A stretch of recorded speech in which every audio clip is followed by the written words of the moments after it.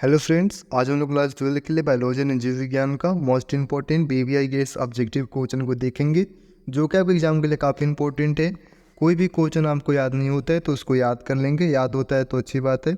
Last में comment करके बताना है कि आपने कितने क्वेश्चन के आंसर करेक्ट किए हैं, और साथ में अगर क्वेश्चन के आंसर देते हुए चलेंगे तो यह और भी आपके लिए अच्छा होगा कि क्वेश्चन आपको अच्छी तरीके से दिमाग में बैठ जाएगा और एग्जाम में कोई भी क्वेश्चन आपको यहाँ से नहीं छूटने वाली है।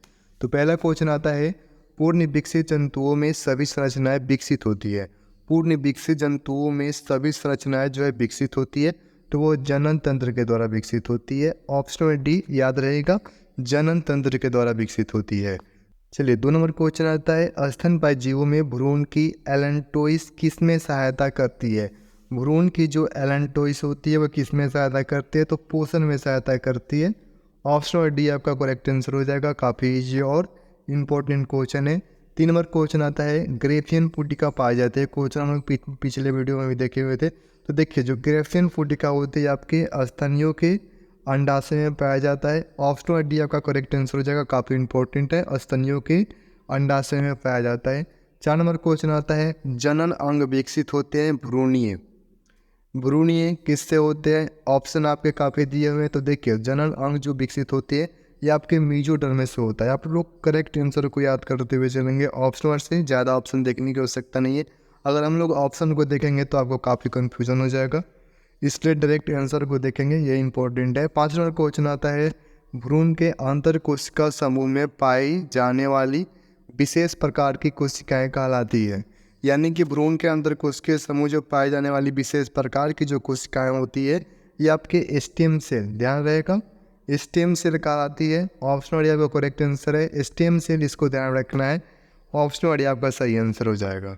6 नंबर क्वेश्चन आता है, फर्टिलाइजिंग प्रोटीन पाया जाता है। देखिए, फर्टिलाइजिंग जो प्रोटीन होते हैं ये आपके शुक्राणुओं की स्तर पर होते हैं। ठीक है, शुक्राणुओं की जो स्तर है उस पर आपके फर्टिलाइजिंग प्रोटीन पाया जाता है। तो ऑप्शन भी आपका करेक्ट आंसर हो जाएगा। 7 नंबर क्वेश्चन आता है, कार्पस ल्यूटियम के द्वारा स्रावित होने वाला हार्मोन है। कार्पस ल्यूटियम के द्वारा स्रावित होने वाला जो हार्मोन होता है ये आपके प्रोजेस्टेरॉन होता है। कौन होता है? तो प्रोजेस्टेरॉन, यह ध्यान रखेंगे, कार्पस ल्यूटियम के द्वारा यह स्रावित होने वाला हार्मोन है progesterone. Option number C correct answer. काफ़ी इंपॉर्टेंट है, ये एग्जाम में क्वेश्चन रिपीट किया हुआ है। 8 नंबर क्वेश्चन, विकास के दरमियान एस्मेंटोजोआ पोषण प्राप्त करता है। एस्मेंटोजोआ जो है वो पोषण प्रदान करता है, प्राप्त करता है, किससे प्राप्त करता है, किसके द्वारा?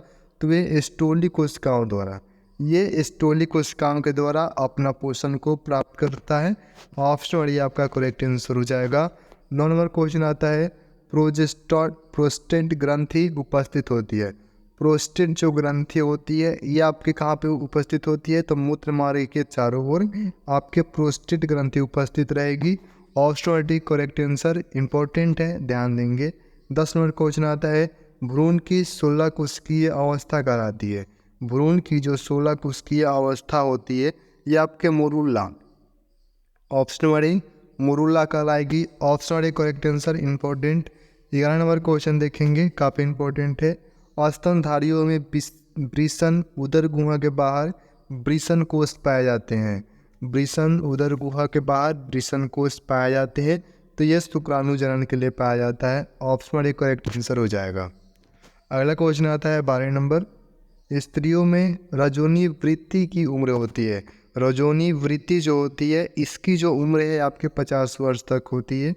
50 वर्ष तक स्त्रियों में रजोनी जो वृत्ति है वो होगी, उसके बाद नहीं होता है। तो option number C correct answer हो जाएगा, इसको ध्यान रखेंगे। 13 नंबर क्वेश्चन आता है, मासिक चक्र के दरमियान किस दिन अंडोत्सर्जन होता है। किस दिन जो है अंडोत्सर्जन होता है? तो ये आपके 14वें से 15वें दिन, काफ़ी इंपॉर्टेंट है। मासिक चक्र के दरमियान आपके 14वें से 15वें दिन जो होता है ये आपके अंडोत्सर्जन जो है वो होता है। Option number C correct answer, काफ़ी इंपॉर्टेंट है, ये आप सभी को ध्यान रखनी पड़ेगी। 14 नंबर क्वेश्चन आता है, मनुष्यों के निषेचित अंडाणुओं में विभाजन प्रारंभ होता है। मनुष्यों के निषेचित अंडाणुओं में जो विभाजन है ये आपके जब अंडा फेलोपियन नली में होता है तभी से विभाजन प्रारंभ हो जाता है। ऑप्शन सी करेक्ट आंसर हो जाएगा। 15 नंबर क्वेश्चन काफ़ी इंपॉर्टेंट है, बीवीआई है, इसको ध्यान देंगे। मासिक धर्म के आरंभ से स्रावित होने वाले हार्मोन के क्रम है। क्रम पूछ रहा है, मासिक धर्म के आरंभ से जो स्रावित होती है उन सभी हार्मोन का क्रम बताना है। तो देखिए वो आपका होता है एफएसएस होता है, एस्ट्रोजन होता है और प्रोजेस्टेरॉन होता है। ये आपके क्रम हो जाएंगे। तो ऑप्शन सी करेक्ट आंसर हो जाएगा। काफ़ी इंपॉर्टेंट है, इसको ध्यान रखेंगे, बहुत ही इंपॉर्टेंट है, बहुत बार एग्जाम में रिपीट किया हुआ है। 16 नंबर क्वेश्चन, नर हार्मोन्स की उत्पत्ति कहाँ होती है? तो नर हार्मोन्स की उत्पत्ति कहाँ होगा? तो ब्रिसन में होगा। Option number C correct answer हो जाएगा। 17 नंबर क्वेश्चन, एक्रोसोम इनमें से किसका संभाग है?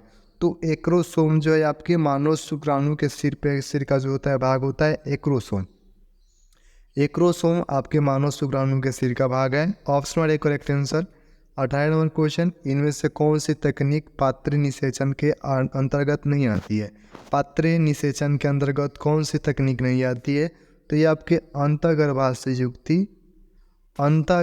जो युक्ति है ये आपकी पात्र निषेचन के अंतर्गत नहीं आती। बाकी अंतःकोशिकीय निक्षेपण, अंतर्गर्भाशय वीर्यसेचन और भ्रूण स्थानांतरण, ये सभी आते हैं आपके पात्र निषेचन के अंतर्गत। ये ध्यान देंगे, बहुत ही इंपॉर्टेंट है।